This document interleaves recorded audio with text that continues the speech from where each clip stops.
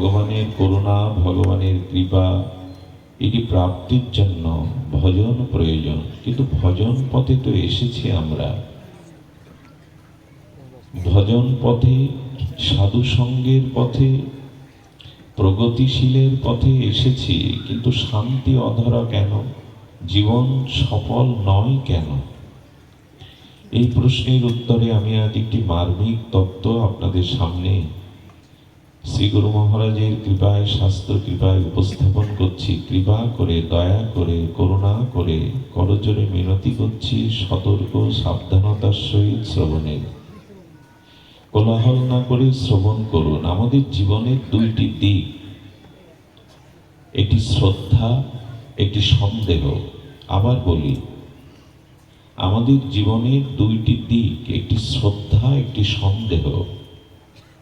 আপনাকে বেছে নিতে হবে এই দুটির কোন পথে আপনি যাবেন। একটি পথ নির্ণয়ের উপরেই নির্ভর করছে আপনার জীবনের সফলতা, বিফলতা, ধ্বংস এবং সৃষ্টি।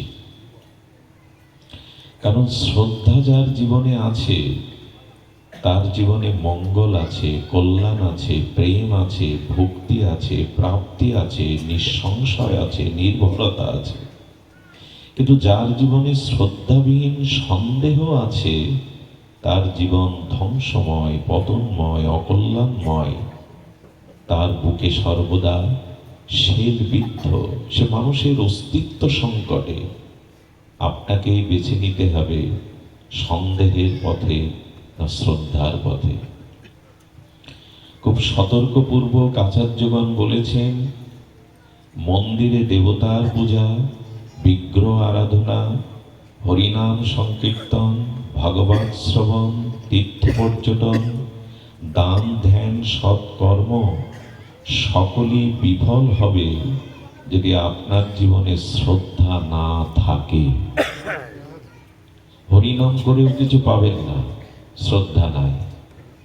মন্দিরে গিয়ে বিগ্রহ সেবা করে কিছু পাবেন না, কারণ শ্রদ্ধাহীন বিগ্রহ প্রতিমা, কাঠ, মাটি। সাধু সঙ্গ করেও কিছু পাবেন না, কারণ শ্রদ্ধাহীন সাধু সঙ্গ শুধু সময় কাটানো। এজন্য আপনার জীবনের সমস্ত সফলতা, সমস্ত প্রাপ্তি, কল্যাণ, মঙ্গল, প্রেম, ভক্তি, উদ্ধার, শ্রেয় সবকিছু নির্ভর করছে এই একটি বেদির উপরে, আদৌ শ্রদ্ধা। যদি সন্দেহ আসে জীবনে, শ্রদ্ধাবিহীন সন্দেহ যার জীবনে, আমি ভগবানের ধ্রুব সঙ্গীতের সুর মিলিয়ে বলতে পারি তার ধ্বংস অনিবার্য। সন্দেহের মধ্যে ধ্বংস অনিবার্য। সন্দেহ সংশয় আনে, আর সংশয় আত্মা বিনাশতি ভগবান বলেছেন। সংশয়ের দ্বারাই মানুষের বিনাশ আসে। নিখিল শাস্ত্রে আদিতে আদ্য হল শ্রদ্ধা। শ্রী ভগবান নিজে বলছেন, শ্রদ্ধাবান লভিত জ্ঞানাম তৎপরে সংযতেন্দ্রিয় জ্ঞানাং লব্ধ পরং শান্তি অচিরেনা অধিগচ্ছতি। শ্রদ্ধাহীন কর্ম তামস কর্ম। আপনি ভাগবত বলছেন, ভাগবত শ্রবণ করছেন, বিগ্রহ সেবা করছেন, হরিনাম করছেন, তীর্থ পরিভ্রমণ করছেন, আপনি বৈষ্ণব সেবা করছেন, গ্রন্থ অধ্যয়ন করছেন, কিন্তু মূলে যদি নিষ্ঠা বা শ্রদ্ধা না থাকে, তবে ভগবান বলছেন এটি হস্তির স্নানের ন্যায় নিষ্ফল, বৃথা। আরে গজ, হস্তি নির্মল স্বচ্ছ সরোবরে গিয়ে জলটা ঘুলিয়ে নেয়, পদ্মের শোভাগুলো বিনষ্ট করে দেয়, এরপরে স্নান করে উঠে সেই ভিজা গায়ে ধুলা মেখে কদ্দমাক্ত আরো কাদা মেখে নেয়। এই স্নানের অর্থই বা কি, সার্থকতা কি? তেমনি তোমার যদি শ্রদ্ধা না থাকে, তোমার সমস্ত প্রগতিশীল ভজন পথের সবকিছু বৃথা হতে, ব্যর্থ হতে বাধ্য। আছে তো আমাদের অস্খলিত শ্রদ্ধা। এজন্য সন্দেহ নয়, শ্রদ্ধার পথেই আমাদের পথ। কিন্তু আজ একটি কথা বলতে হয়, একবিংশ শতাব্দী পেরিয়ে আমরা বিংশ শতাব্দী পেরিয়ে একবিংশ শতাব্দীতে পদার্পণ করেছি। পৃথিবীতে অনেক পরিবর্তন ঘটে গেছে, বিপ্লব ঘটে গেছে। বিংশ শতাব্দী আমাদের রুচি বদলে দিয়েছে। বিংশ শতাব্দী আমাদের প্রগতি চরম উৎকর্ষ নিয়ে গেছে। বিংশ শতাব্দীতে আমাদের গতি বড় বড় দ্রুত হয়ে গেছে। সারা পৃথিবী এখন হাতের মুঠোয়। এক দেশ থেকে আর এক দেশে যুদ্ধ করা লাগছে হাতি ঘোড়া নয়। আকাশ জয়, চন্দ্র জয়, মহাকাশ জয়, সবই তো হলো, সমুদ্র জয়। বৈদ্যুতিক পরিবর্তন হয়েছে, প্রযুক্তির পরিবর্তন হয়েছে, স্যাটেলাইট এসে সবকিছুই আমাদের হাতের মুঠোয় এনে দিয়েছে। সবকিছুর এত উন্নতি হলেও, সবকিছুতে এত অমৃত এলেও একটা বিষ উঠেছে সব ধ্বংস করার জন্য। বোঝা যায়? একটু ভারতে চিঠি পাঠাতে 1 মাস সময় লাগতো, এখন হাতের মুঠোয় আপনার সারা পৃথিবী এসে গেছে। প্রযুক্তির উন্নতি, এই যে বৈদ্যুতিক উন্নতি, রাস্তাঘাটের যোগাযোগ ব্যবস্থা এবং আকাশ পাতাল সবকিছুকেই জয় করে বিংশ শতাব্দী একবিংশ শতাব্দী বিজ্ঞানের অগ্রযাত্রায় যেন চারিদিকে মনে হচ্ছে অমৃতের ছড়িয়ে দিয়েছে। কিন্তু সমুদ্র মন্থনে শুধু অমৃত ওঠেনি, বিষও উঠেছিল। আর বর্তমান বিজ্ঞানের এই অগ্রযাত্রার মধ্যে একটা বিষ উঠেছে, সেটা হলো শ্রদ্ধাহীন সন্দেহের বিষ। খুব মন দিয়ে শুনতে হবে, হৃদয় দিয়ে। আজ স্ত্রী স্বামীতে সন্দেহ, আজ পিতা পুত্রে সন্দেহ, আর সাধু বৈষ্ণবে সন্দেহ। সন্দেহ নেই কোথায়, শ্রদ্ধাই বা কোথায়? সব কিছুতেই আজকে সংশয় সন্দেহ প্রবেশ করেছে। আস্থা, বিশ্বাস, শ্রদ্ধা, এটি বড় অভাব। কেউ কাউকে বিশ্বাস করতে পারছে না। সবার প্রতি কোথাও না কোথাও সন্দেহ কাজ করছে। এটি হলো বিংশ বা একবিংশ শতাব্দীর দুয়ারে দাঁড়িয়ে এটাই হলো বিষ। বিষ শান্তি দেয় না, বিষ কারো তৃপ্তি দেয় না। বিষ যন্ত্রণা কাতর হয়ে সবাইকে মেরে দেয়, ধ্বংস করে দেয়। সেই সন্দেহ বা সংশয়ের বিষ পৃথিবীতে ছড়িয়ে গেছে। এক রাষ্ট্র আর এক রাষ্ট্রকে বিশ্বাস করে না। আরে ঘরেই বিশ্বাস নেই, প্রতিবেশীতে বিশ্বাস নেই, স্বামী স্ত্রীতে বিশ্বাস নেই, পিতা পুত্রে বিশ্বাস নেই, গুরু শিষ্যতে বিশ্বাস নেই, শ্রদ্ধা নেই। সব নষ্ট হওয়ার পেছনে এই বিষবাষ্প, সন্দেহ, সংশয়। এখন এসব শুনতে আপনারা আসেননি, কিন্তু আমি বাস্তবতা বর্জিত কথা বলতে পারি না। আমি বর্তমান প্রেক্ষাপটকে এড়িয়ে যেতে পারি না। একবার ভেবে দেখুন তো, আজ আমাদের শ্রদ্ধা কোথায়, আস্থা কোথায়, বিশ্বাসটি কোথায়? সব নষ্ট হয়ে বিষময় হয়ে গেছে পৃথিবীতে। সেটা হলো সংশয়। আর সন্তানের প্রতি আমরা আস্থা শ্রদ্ধা রাখতে পারছি না। সন্তান পিতামাতার প্রতি, ধর্মের প্রতি কোথায় কোথায় আমাদের শ্রদ্ধাবোধ? এটাই হলো বর্তমান সময়ের বিষ। আর এই বিষেই সারা পৃথিবীতে প্লাবিত হয়ে মানুষের বুকে যন্ত্রণা। মানুষ আজ ধ্বংস কবলিত, ধ্বংসের পথে পথচারী হয়েছে শুধুমাত্র শ্রদ্ধার অভাবে। একটা দৃষ্টান্ত দেই। রামচন্দ্রের নির্মল চরিত্র, মর্যাদা পুরুষোত্তম চরিত্র অঙ্কন করেছেন বাল্মীকি, চরিত্র অঙ্কন করেছেন গোস্বামী তুলসী দাস। কিন্তু সেখানেও বলেছে, রাম চরিত্রের উপরেও মাঝে মাঝে কিছু তার্কিকগণ তর্ক তুলেছে, তুমি জানকীকে বনবাসে দিলে কেন, তার অপরাধ কি? আঙুল তুলেছে, সংশয় তুলেছে, তবু তোলা উচিত নয়। ভগবানের কোনো লীলার মধ্যে ভুল নাই। তবু আমরা মানবিক দৃষ্টিকোণে, আমাদের এই মনুষ্য সমাজের দৃষ্টিতে, মা সীতাকে গর্ভবতী অবস্থায় তুমি বনে পাঠিয়ে দিলে ভগবান, এও আঙুল তুলল রঘুপতি রামের দিকে, তুমি বালিকে কেন বধ করলে? পেছন থেকে জন্তু জানোয়ারের মতো বালিকে বধ করে সুগ্রীবকে অধিকার দিয়ে দিলে। প্রশ্ন ভগবান রামচন্দ্রের বেলায় উঠেছে। দেখুন, সন্দেহ কি করে আর শ্রদ্ধা কি করে, এই প্রসঙ্গে আজকের আলোচনা, শ্রদ্ধা এবং সন্দেহ। তো সংশয়ের কথা যদি তুলি, সন্দেহের কথা উঠেছে। দশরথের প্রতি আঙুল অনেক উঠেছে। তুমি যে বাঘ মনে করে, হরিণ মনে করে শব্দবেদী বান মেরে অন্ধ মনির পুত্রকে বধ করলে, একবারও তোমার বিবেচনায় আসলো না সে হরিণ না মানুষ? আঙুল উঠেছে। তুমি তোমার স্ত্রী কইকেয়ীকে বললে, তোমার রূপ গুণে আমি এতটা মোহিত যে তোমার চরণেই আমি নিজেকে সঁপে দিয়েছি। বাবা, এরপরে বললেন, তোমার প্রতি প্রাণ মন সমর্পণ করে তোমার জন্য আমি অবেদ্য বধ করতে পারি, নারী বধ করতে পারি, শিশু বধ করতে পারি, ব্রাহ্মণ বধ করতে পারি, এগুলো অবদ্ধ বধ। এদের সকলের আঙুল উঠেছে। সীতা মায়ের প্রতি আঙুল তোলা উচিত নয়, এবং সেটা যথাযথ, কিন্তু তার্কিকগণ তুলছে, মা গণ্ডির বাইরে কেন যেতে গেলে? কেন বা সোনার হরিণ ধরবার ইচ্ছা তোমার হলো? এসেছো বনবাসে প্রভুর সাথে, বনেই তো সুখে ছিলে, কেন সোনার হরিণ? শব্দ কমে যাচ্ছে, সব হয়, একটা শব্দ যন্ত্র ভালো হয়। জয় শ্রীরাধে, জয় গৌর সুন্দর। দুর্ভাগ্য। জয় শ্রীরাধে, জয় গৌর সুন্দর, জয় শ্রীরাধে, জয় রাধে, জয় রাধে। সুধীজন, তো এই যে জয় শ্রীরাধে, এদের তারে লুচ আছে কোথায়?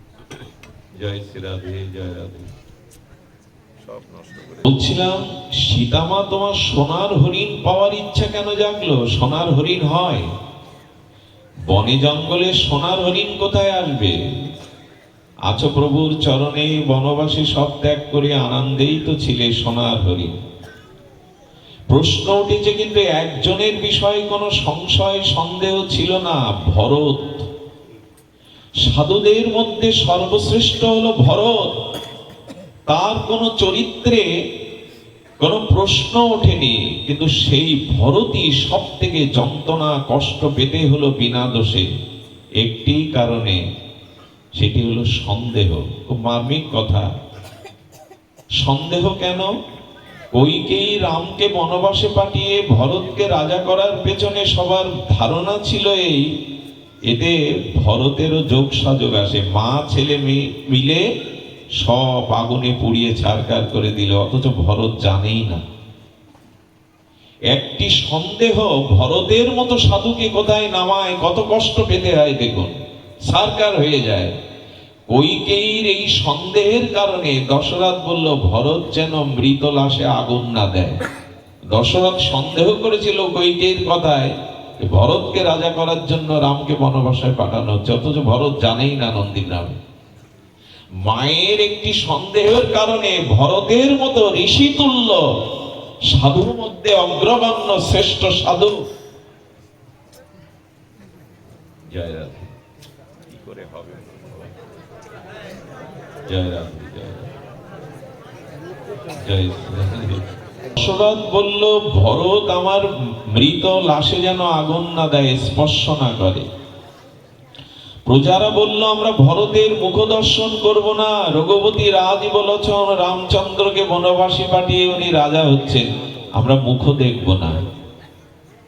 সুধীবৃন্দ, লক্ষণ ভরতের প্রতি সন্দেহ করল, প্রভু সেনা হাতি ঘোড়া রথ নিয়ে আসছে, তোমাকে বনবাসে পাঠিয়ে শান্তি পায়নি, তোমাকে হত্যা করে চিরদিনের মতো অযোধ্যার সিংহাসন নিয়ে নেবে। সব সন্দেহ সংশয়ের কারণ একটাও ভরত না, এর একটাই কারণ, মায়ের সন্দেহ, মায়ের সংশয়। ভরতের মতো ঋষি তুল্য সাধুগণ মধ্যে অগ্রগণ্য, তার জীবনটা 14 বছর কি কষ্ট, কি যন্ত্রণা, কি লোকের অপমান, এমন কি গুহাক চণ্ডাল পর্যন্ত অস্ত্র নিয়ে দাঁড়িয়ে, ভরত তোমার জন্য আমার প্রভু রাম আজ বনবাসে, এই ত্যাগ বৈরাগ্যের জীবন যাপন করছে, আমি তোমাকে যেতে দেব না গঙ্গা পার হতে, আগে আমি যুদ্ধ করে তোমাকে পরাস্ত করব। সব সন্দেহ ভরতের উপরে, একটাই কারণে, মার এই সন্দেহ। একটি সন্দেহ একটি সংসারকে, একটি পরিবারকে, একটি জীবনকে, একটি রাষ্ট্রকে, একটি ভজনশীল ভজনানন্দী ভরতকেও শেষ করে দেয় সন্দেহ। মার কারণে ভরতের উপর আরোপিত হলো সকলের এই ঘৃণা। কিন্তু ভরতের চরিত্র কেমন দেখুন, যখনই কইকেয়ী বললেন তোমাকে রাজা করব বলে রামকে বনবাসে পাঠিয়েছি, তুমি খুশি না? আজ থেকে এই মুখে তোমাকে মা বলে ডাকাও অপরাধ, তুমি ডাইনি, তুমি পাষাণী, তুমি ভরতের মা হতে পারো না। আমার প্রাণারাম প্রভুকে বনবাসে পাঠিয়ে তুমি ছেলেকে রাজা করতে চেয়েছো, ডাইনি, পাষাণী, তোমার মতো মায়ের মুখদর্শন আমি 14 বছরই করব না। কোনো দোষ ছিল না, এত রামচরণে সমর্পিত ভরতের জীবন। কৌশল্যাও সংশয় করেছিল, তবে ভরত বিপদে গেল কি করে, ভরত এটা মেনে নিল কি করে? সুধীজন, যখন ভরত এসে আর কৌশল্যার সামনে দাঁড়িয়েছে, মা মা আমি তো তোমার কোলে উঠতাম, একবার আমায় কোলে নাও, একবার করে নাও। কৌশল্যার তখনও সংশয় হচ্ছিল, এটার অভিনয় নয় তো, শুধুই সন্দেহের কারণে। চরণে পড়ে বললেন, মা না খাওয়া সন্তানের মুখ তো কোনো মা দেখতে পারে না, তুমি যদি না পাও আমিও পাবো না। তখনই কৌশল্যার সন্দেহ গেল, রামকে কোলে করে বললেন, আমার রাম হারানোর বেদনা আমি তোর মধ্যেই পরিপূরণ করেছি ভরত। এই ভরতকেও সন্দেহ করেছিল কৌশল্যা। গুরু বশিষ্ঠ বললেন, ভরত তবে তোমাকে রাজ্যপদ দিয়ে গেছেন, তুমি রাজ্য সিংহাসনে আসীন হও। সাধু শিরোমণি ভরত বললেন, এই ত্যাগ বৈরাগ্যের মূর্তি, আমি অযোধ্যার সিংহাসন চাই না, আমি লোভী, ওর থেকে বড় সিংহাসন চাই। বলে, অযোধ্যার সিংহাসনের থেকে বড় পদ আর কি আছে? বললাম, আমি 1 পদ চাই না, 2 পদও চাই, আমি অযোধ্যার সিংহাসনে 1 পদ, কিন্তু রামচন্দ্রের রঘুপতির 2 চরণ পদ চাই, আমি 1টি পদ চাই না। এই ভরতকেও সন্দেহ করলো প্রজারা, মায়ের এই সন্দেহের কারণে। খুব ধ্যান দিয়ে শুনুন, অনুরোধ করছি মনোযোগ দিয়ে শোনার জন্য। বলেন, এই সিংহাসন তোমারই যোগ্য, তুমি বসো। বলে, এই সিংহাসনে বসলে ধরিত্রী দ্বিখণ্ডিত হয়ে পাতালে প্রবেশ করবে। বশিষ্ঠদেব বলছেন, হিরণ্যকশিপুর রাবণ সিংহাসনে বসেছে, ধরিত্রী দ্বিখণ্ডিত হয়নি, তোমার মতো ভরত বসলে কেন দ্বিখণ্ডিত হবে? বলে, যেটা হিরণ্যকশিপুর রাবণ করেছে সেটা যদি রামের ভাই হয়ে করি, ধরিত্রী পাপের ভার বইতে পারবে না, তাই ওই সিংহাসনে আমি বসবো না। এই ভরতকেও সংশয় করা হলো, সন্দেহ করা হলো। সুধীজন, জয় রাধে, জয় রাধে। সুধীজন, এই ভরতকেও সংশয় করা হলো, যার চরিত্র এমন। জয় শ্রী রাধে। কি করব, আমার কি করার আছে বাবা? জয় শ্রী রাধে। নিমজ্জিত হলো, কোন দোষ স্পর্শ করতে পারে না ভরতের। চিত্রকূটে রঘুপতি রামচন্দ্রকে নেওয়ার জন্য সারথী রথ, অশ্ব, ঘোড়া, কিন্তু খালি পায়ে চলেছেন ভরত। খালি পায়ে যাচ্ছেন এই কারণে, আমার প্রভু এই পথ দিয়েই গেছে নগ্ন পায়ে, পায়ে পাদুকা নাই, কত কাকর, কত কণ্টক বিদীর্ণ হয়েছে। সুধীজন, ভরত রাস্তায় যাচ্ছেন নগ্ন পায়ে, যখনই তার পায়ে কণ্টক বিদীর্ণ হয়েছে, তখন নিজের চরণের ব্যথা অনুভব না করে অনুভব করেছে প্রভুর চরণে কতটা বেজেছিল এই কাঁটা। তিনি পথকে ভিজিয়ে চোখের জলে চলেছেন, আমার জন্যই প্রভু আজ বনগমন করেছেন। শব্দ সামা, যা কিছু অপরাধ সব আমার। কেন কষ্ট পাচ্ছে ভরতের মতো ত্যাগ বৈরাগ্যবান সাধু? শুধুমাত্র সন্দেহের কারণে। কেন রাম রাজা হলে কইকেয়ীকে সম্মান দিত না? রাজমাতা রূপে সম্মান পেত না? এই বৈধব্য বেশ, দশরথের মৃত্যু, পুরো অযোধ্যাতে অশান্তির আগুন জ্বালিয়ে দেওয়া, সীতার মতো মাকে কত যন্ত্রণা কষ্ট করতে হলো, লক্ষণের সুখ ত্যাগ করে বনগমন, আর ভরতের যন্ত্রণা কষ্ট দুঃখ 14 বছর বর্ণনাতীত একটাই কারণ। জগৎ সংসারকে বাল্মীকি জানাচ্ছেন সন্দেহ রামচন্দ্রকেও অযোধ্যাকেও শেষ করে দিয়ে আগুনে পোড়াতে পারে, একটাই কারণ সন্দেহ। রাম রাজা হলে আমি দাসী হব। এই রামায়ণ কোন কাব্য, শুধু কাব্য নয়, এটি আমাদের জীবন দর্শন। বাল্মীকি তার অপরোক্ষ অনুভূতি, তুলসীদাস গোস্বামী তার অপরোক্ষ অনুভূতিতে বলছেন, এই দেখো সন্দেহের কি পরিণাম। ভরত পাদুকা নিয়ে ফিরে এলো। তিনি ভোরবেলা সরযূতে স্নান করতেন না, রাত্র দ্বীপ্রহরে স্নান উচিত নয় কোনো যোগ ছাড়া, তবু করতেন। এই পাপীর মুখ কেউ ভোরবেলা দেখলে তার ভজন নষ্ট হবে। তিনি অযোধ্যাকে, তার স্ত্রীকে, তার মাতাকে বলেছিলেন, আমি যেখানে থাকবো কেউ যেন আমাকে দর্শন করতে না আসে, এই পোড়া মুখ যেন কেউ না দেখে, অভিশপ্ত মুখ। অথচ কোনো দোষই নেই ভরতে। 14টা বছর প্রভু খড়ম দোকানা অভিষেক করে ছত্র ধরে থাকলেন, দুগ্ধ আর ফল খেয়ে 14টা বছর কাটিয়েছেন এক কাপড়ে, যে প্রভু এক বসনে আছে। প্রভু ফলমূল খেয়ে বেঁচে আছেন, আমি মুখে অন্য কিছু দেব না। মাটি খুঁড়ে মাটির নিচে দেখেছেন যে আমার প্রভু ভূমিতে শয়ন করেন, আমি তার দাস। দাস আর প্রভু এক শয্যায় শয়ন করতে পারে না, মাটির নিচে শয়ন করেছেন। এই সব কষ্টের মূলে হলো একটি সন্দেহ। দয়া করে জীবন থেকে এই সন্দেহ সংশয় যদি না তাড়াতে পারেন, শ্রদ্ধা যদি, বিশ্বাস যদি আপনার জীবনে না আসে, তবে সবই ব্যর্থ। এই সংশয়, এই যে সন্দেহ, আজকে আপনার আমার জীবন যদি আপনি খুব বিচার করেন, দেখবেন এখানে যা কিছু অশান্তির মূলে এটি সন্দেহ। শ্রদ্ধা এটি না হলে এই রাজ্যে প্রবেশ ঘটবে না।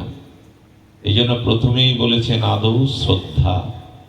এই যে সাধু সঙ্গ আমরা করছি, এই সাধু সঙ্গ হরিকথা শ্রবণ করছি, এতেও যদি শ্রদ্ধাযুক্ত না হয়, তাহলে সাধু সঙ্গ হরিকথাতেও কি কাজ হয়? শ্রদ্ধা কি করে শুনুন। এক চোর, তিনি চুরি করেছেন এক রাজার বিশেষ কর্মচারীর বাড়ি, প্রভাবশালী কর্মচারী রাজার।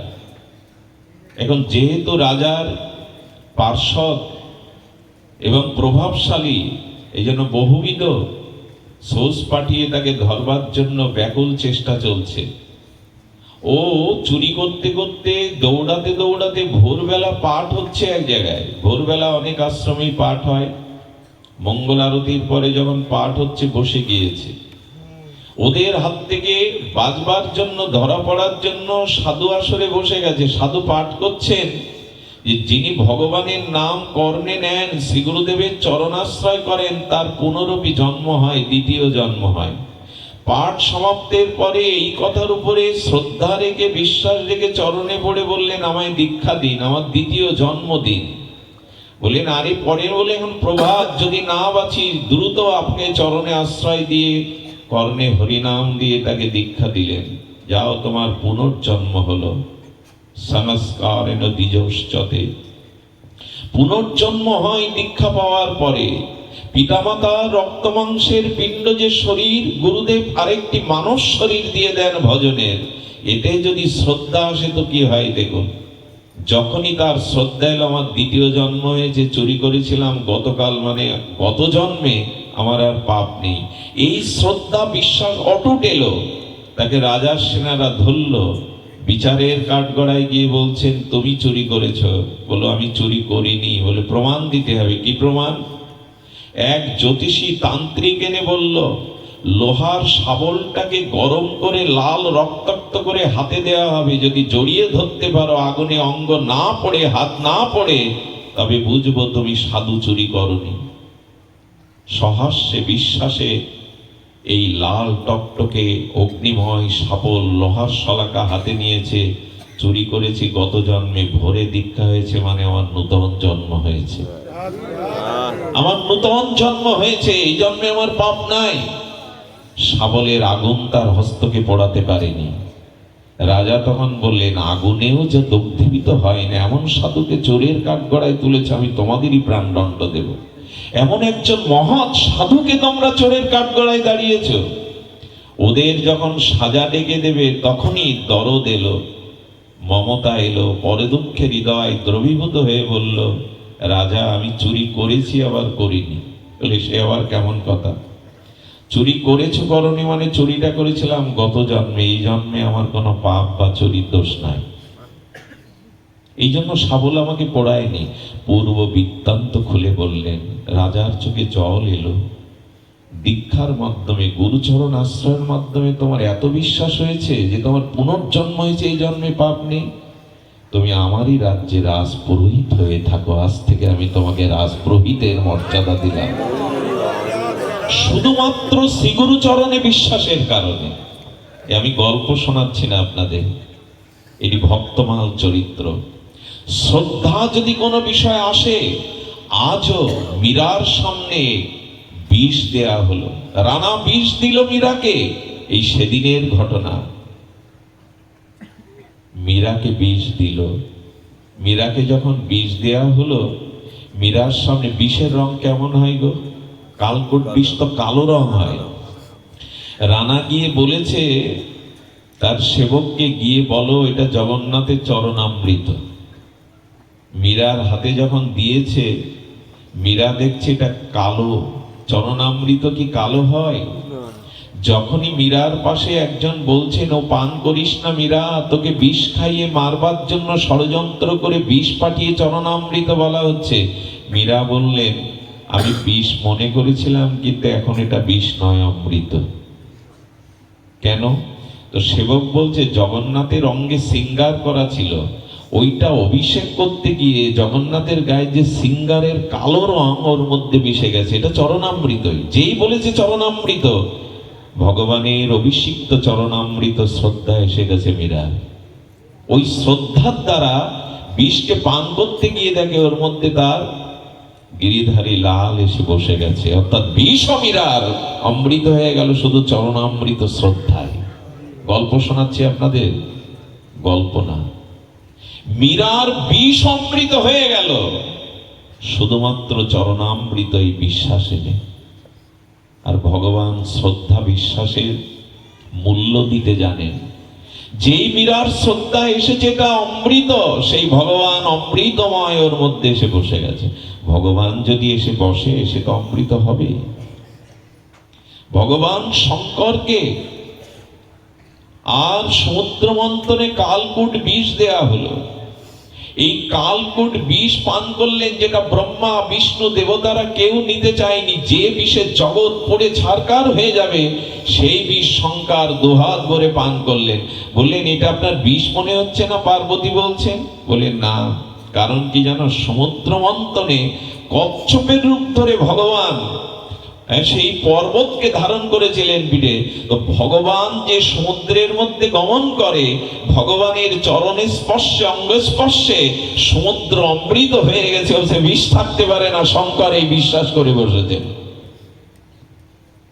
জোর করে চাপিয়ে দেওয়া আপনাদের উপর কোনো কথা না। শঙ্কর বিশ্বাস করেছেন, কুর্ম অবতারে ভগবান এই পর্বতকে ধারণ করেছেন, যে পর্বতে আর দেবতা অসুরগণ মন্থন করছিলেন বাসুকি নাগ দিয়ে। বলেন, ভগবান সমুদ্রে প্রবেশ করেছে মানে তার চরণ অঙ্গ অভিষিক্ত হয়ে, এতে বিষ কোথায়? আচ্ছা, বিষ গিয়ে কণ্ঠ নীল হয়ে গেল, শিব ঠাকুরের ক্ষতি হলো না, মরল না কেন? ভগবান শিবের বিশ্বাস ছিল, বিষ লাঞ্ছে বা বুকে মিশলে তো মরবো, এটা আমার বুকে আছে, রঘুপতি রামচন্দ্র, রঘুপতি রামের নাম। অমৃত বিষকে কি করবে? ওখানে বিষ স্থান নিতে পারবে না। নীলকণ্ঠ হয়ে গেল। বিষই ভগবান নীলকণ্ঠ রূপে তিনি জগতে পূজিত হলেন। বিষ বুকে যায় না, যেখানে রাম থাকে, রাম নামে শ্রদ্ধা থাকে, ভগবান হৃদয়ে থাকে, সেখানে বিষও ক্ষতি করতে পারে না। এই শ্রদ্ধা আছে তো আমাদের। আর শ্রদ্ধা, সন্দেহ আর সংশয় সব ডুবে হলো। দীক্ষা নেওয়ার পরেও সন্দেহ, ইনি গুরুদেব তো, এনার যথার্থ গুরু শক্তি আছে তো, হরিনাম নিলে হয়তো, যেই সন্দেহ করবেন হরিনামে মৃত জীবন ফিরে পায়। আজ এ বিশ্বাস করি, আমাদের হরি কথাতে হরিনামে বিশ্বাস করি। শুধু কি তাই, প্রহ্লাদের বিষ সেদিন অমৃত হয়ে গেছিল বিশ্বাসে। কারণ প্রহ্লাদ বিশ্বাস করেছিল অনু পরমাণুতে সবখানে আমার ভগবান আছেন। মহারাজের বিষ অমৃত হয়ে গেল। সবই হয়। শ্রদ্ধা কাকে বলে জানেন? মহাপ্রভু যাচ্ছেন দক্ষিণ ভারতে যাচ্ছেন, একটা সরোবরের সিঁড়ি বসে একজন বৃদ্ধ গীতা পাঠ করছেন, আর সবাই তাকে পাথর ছুঁড়ে মারছে। মহাপ্রভু সেই পাঠকের পাঠে মনোনিবেশ দেখে, জয় শ্রী রাধে, জয় রাধে, জয় রাধে, জয় শ্রী রাধে, জানে না, ভুলভাল উচ্চারণ করে, এই জন্য নিষেধ করেছি, শোনে না। মহাপ্রভু গিয়ে পাশে বসলেন, দেখছেন চোখের জলে গীতার পৃষ্ঠা ভিজে যাচ্ছে, শ্রদ্ধান্বিত হয়ে পাঠ করছেন। মহাপ্রভুকে দেখে এই গীতা পাঠক বৃদ্ধ বলছেন, প্রভু আপনি? বলে, গীতা পাঠ করছো, উচ্চারণ ভুল, কিন্তু কেন তুমি কাঁদছো? বলো, গীতার পৃষ্ঠাতে। জয় শ্রী রাধে। ভয় নাই আপনাদের, এইখানেও বিশ্বাস রাখুন, এইখানেও শ্রদ্ধা রাখুন। ভগবান নিকেতনে আমাদের কোনো অমঙ্গল হবে না। জয় শ্রী রাধে। তো বলছেন, তুমি কেন পাঠ করছো, তোমার অঙ্গ কেন শিহরিত হচ্ছে? বলে, গুরুদেবকে বলেছিলাম লেখাপড়া জানি না গুরুদেব। বলে, প্রতিদিন গীতার পৃষ্ঠা খুলে যেমন হোক পড়বি, আর ওই পড়তে পড়তে দেখি গীতার অক্ষরের মধ্যে, পৃষ্ঠার মধ্যে গোবিন্দ অর্জুনকে রথে সারথি রূপে দাঁড়িয়ে দর্শন দিচ্ছেন, তাই তো আমি কাঁদি, তাই তো গীতা পাঠ শুনে আমি চোখের জলে ভেসে যাই। গুরুদেবের কথার প্রতি বিশ্বাস রেখে কৃষ্ণ দর্শন হয়ে গেল। মহাপ্রভু জড়িয়ে ধরে বললেন, এই পৃথিবীর শ্রেষ্ঠ গীতা পাঠক তুমি। গীতা পাঠের যে ফল ভগবত দর্শন, সেটা তোমার হয়েছে। সার্থক তুমি যে তোমার গীতা পাঠে কৃষ্ণ দর্শন হয়েছে। এখানেও শ্রদ্ধা, এখানেও শ্রদ্ধা, এখানেও বিশ্বাস। আজ এটি আসুন আমরা ফিরিয়ে আনি। এই শ্রদ্ধা বিশ্বাস যেখানে নাই, সেখানে কোনো কিছুই নাই। তাই লব্ধা সুদর লবমিদাং বহু সম্ভবন্তে মনুষ্য অনন্ত নিত্য মিহ ধীর। বুদ্ধিমান ব্যক্তি বহু জন্মের পর প্রাপ্ত জগতে সুদুর্লভ পরমার্থময় এই শরীর পেয়েছে, বিবেক পেয়েছে। আর এই অনিত্য মনুষ্য জন্ম পেয়ে মরণশীল দেহে পতনের পূর্বেই এই শ্রদ্ধা বিশ্বাস এনে হরিলাভের যত্নশীল হন, হরিলাভের জন্য যত্নশীল হন। এই অনিত্য সুদুর্লভ মনুষ্য জন্মে সময় বড় কম, বিশ্বাসকে আশ্রয় করুন। আপনাদের মনে আছে, সেই গুরুদেব তাকে নিচকুল ভেবে দ্রোণাচার্য দীক্ষা দিলেন না। আর দ্রোণাচার্য দীক্ষা না দিলে কি হবে? একলব্য মাটির মূর্তি তৈরি করে গুরু মনে করে ওইখানেই তিনি এমন বিদ্যা অর্জন করেছিলেন, যেটা অর্জুনকেও শঙ্কিত করেছিল। একলব্যের অঙ্গুলি কেটে নিয়েছিলেন, এ যদি বেঁচে থাকে তো অর্জুনের বীরত্ব ম্লান হয়ে যাবে। শ্রদ্ধায় সবকিছু, যাকে দীক্ষা দিল না, নিচকুল বলে তাড়িয়ে দিল। একলব্য জঙ্গলের মাঝে মাটির গুরুমূর্তি তৈরি করে তাকে পুষ্পাঞ্জলি দিয়ে গুরুকে প্রণাম করে তীরন্দাজ হয়ে শ্রেষ্ঠ হয়ে গেল। শ্রদ্ধায় হয়, সন্দেহতে হয় না, অবিশ্বাসে হয় না। তাই শ্রদ্ধান্বিত শ্রবণ কীর্তন, যদি এই সাধু সঙ্গে হরিকথাতে গুরুমন্ত্রে বিগ্রহ সেবায় আপনার শ্রদ্ধা সে সব হয়ে যায়। আমাদের গোপাল ভট্ট গোস্বামী পাদের মন্দিরে তিনি শিলাতে আর পূজা দিতেন। এক মা সমস্ত মন্দিরে ভগবানের শৃঙ্গারের জন্য ভালো ভালো পোশাক তৈরি করে নিয়ে গেছেন। গোপাল ভট্ট গোস্বামীর সেই শিলাতে গিয়ে বললেন, বাবা এই সিঙ্গারের পোশাক এনেছি, এটি তুমি তোমার বিগ্রহকে পরিও। গোপাল ভট্ট গোস্বামী সেই শিলার দিকে তাকিয়ে বলছেন, পোশাক পরাতে গেলে তো বিগ্রহের হস্তপদ মূর্তি লাগে, আমার তো শিলা। প্রভু, এই মা এনেছে, তুমি পারো না মূর্তি রূপে প্রকাশ হতে? যদি মূর্তি হয়ে প্রকাশ হতে তোমাকে সিঙ্গার করতাম, পোশাক পরিয়ে বড় আনন্দ পেতাম। সকালবেলা মন্দিরের দুয়ার খুলে গোপাল ভট্ট গোস্বামী দেখলেন তার সেই কালো শিলাপ থেকে রাধারমণ মূর্তি প্রকাশ হয়ে গেছে। রাধারমণ মূর্তি প্রকাশ হয়ে গেছে। এটিও শ্রদ্ধা বা বিশ্বাসের নমুনা। আজ পর্যন্ত ভগবত প্রাপ্তি, প্রেম প্রাপ্তি যা কিছু হয়েছে তাই শ্রদ্ধার কারণে। মনে পড়ে আপনাদের এক ভণ্ড প্রতারক লাল কাপড় পরে নদী পার হচ্ছে, মাঝি চরণে পড়েছে, শুনেছি আমি পার করছি বটে, কিন্তু ভব সংসার গুরু বিনা পার করতে পারে না, আপনি আমার গুরুদেব দীক্ষা দিন। বললো টাকা পয়সা আছে, গুরুদেবার দক্ষিণা দেওয়ার আছে? বললো আছে। যা আয় করেছি সব গাঠিতে গুজে রেখেছি, চরণে ছড়িয়ে দিল। আর তার কানে মন্ত্র দিল 10 হাত, কি আর দেব?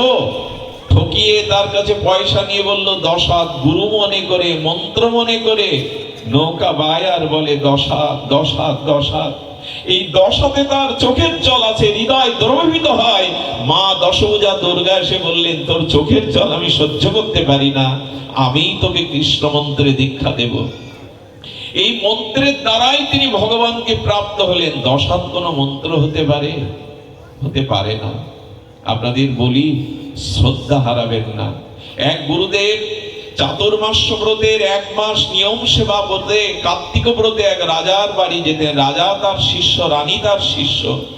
সুধীজন, রাজা রানী 1 মাস শ্রীগুরু চরণ সেবা বন্দনা করে আর গুরুদেবকে পেয়ে ধন্য হতেন। রানীমা ঋতুবতী হয়েছেন।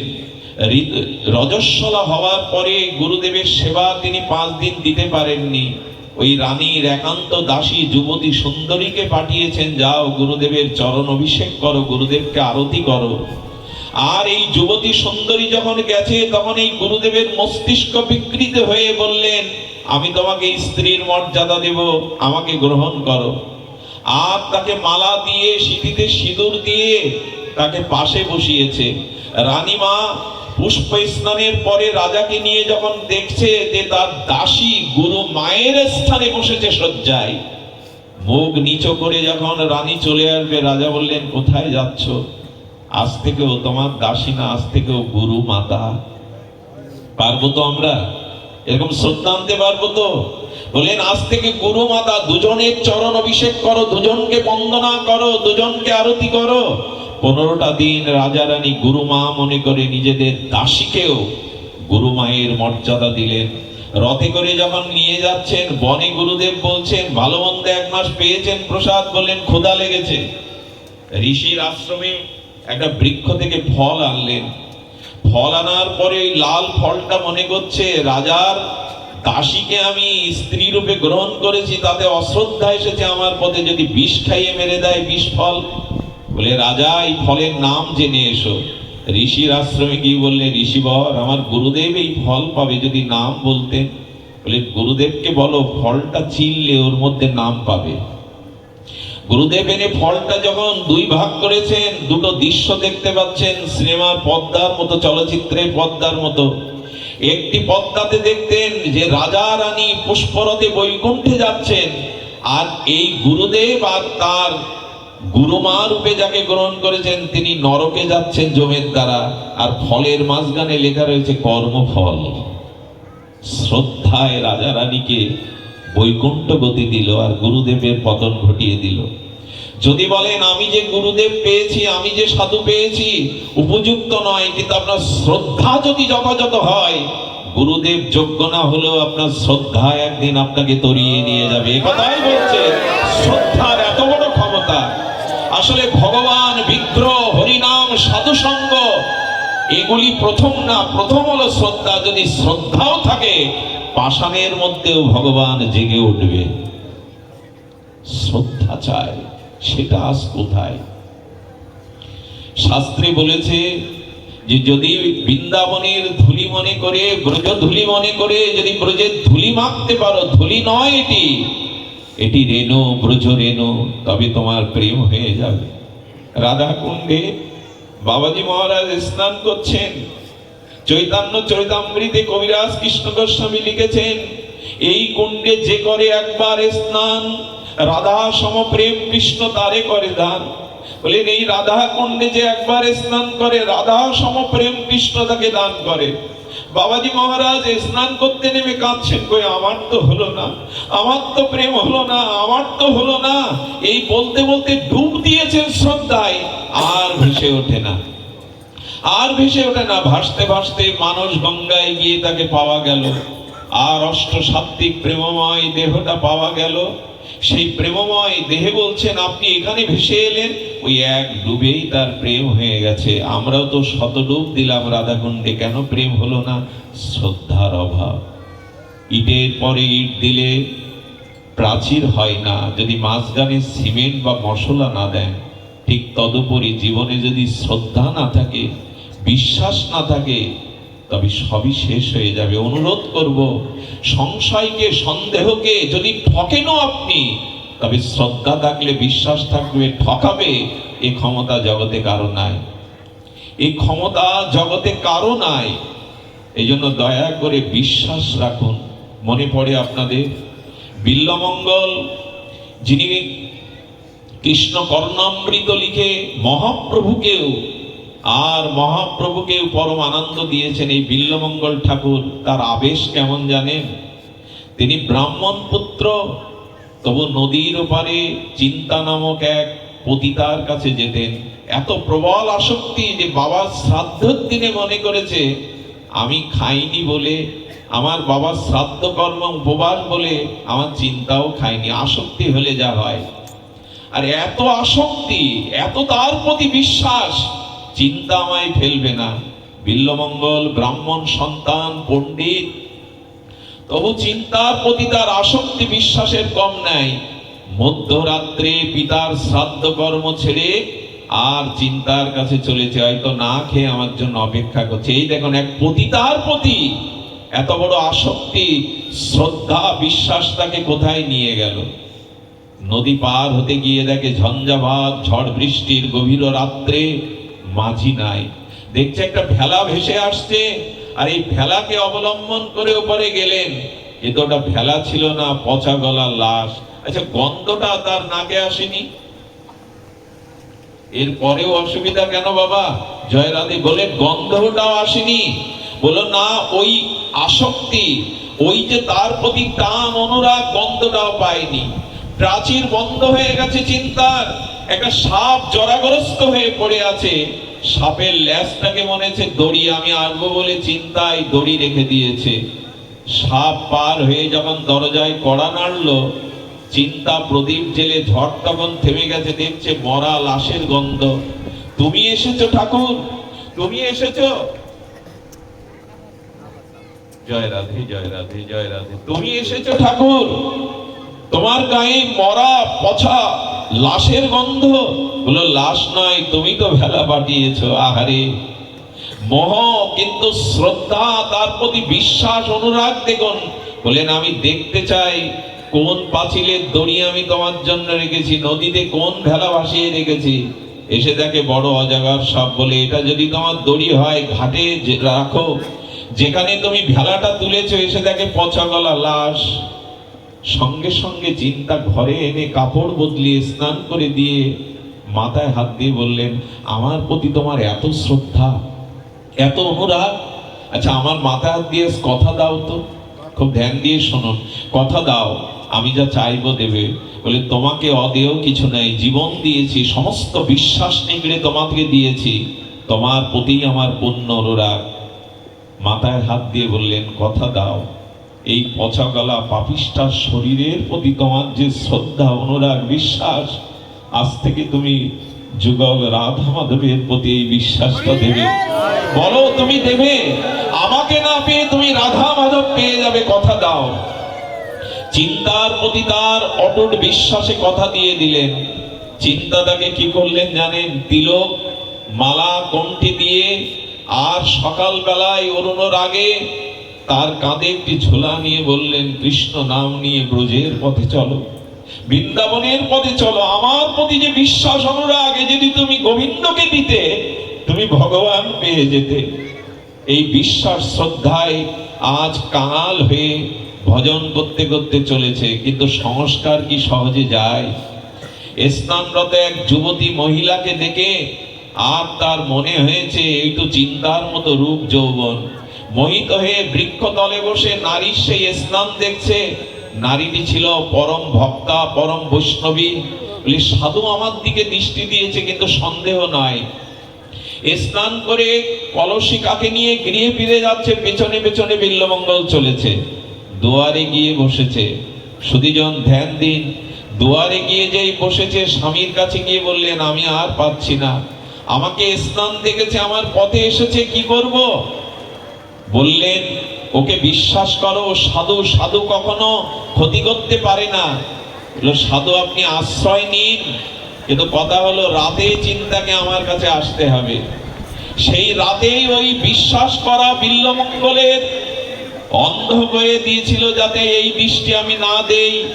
সেই খোপার কাটা নিয়ে অন্ধ করে দিয়েছিল। এই বিল্বমঙ্গলই ব্রজে রাধা মাধবকে পেয়েছিল শুধুমাত্র চিন্তার বিশ্বাসে। সুধীজন, এই আবহাওয়ায় হয়তো আমাদের মন চঞ্চল, আমরা হয়তো পাঠ আর এগিয়ে নিতে পারবো না।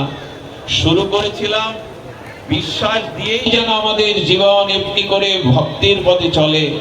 আজকের এই অনুষ্ঠানে যাদের উদ্দেশ্যে, তাদের পিতামাতার কল্যাণ হোক। আপনারা ব্যথা কষ্ট নিয়ে যাবেন না। হয়তো এটাই আমাদের ভবিতব্য ছিল। ঈশ্বর যা করেন, শুরুতে বলেছিলাম, একটা পা বাড়ালে আর একটা পা বাড়ানোর ক্ষমতা তার কৃপা ছাড়া হয় না। তিনি যেটা চান সেটাই হয়। আমরা তার ইচ্ছাকে পরিপূরণ মনে করে আসুন, বিল্বমঙ্গলের মতো এই বিশ্বাস বুকে নিয়ে চলি। তাহলে একদিন যুগল চরণে আমরা পৌঁছে নিজেদের ধন্য করতে পারবো। জয় রাধে।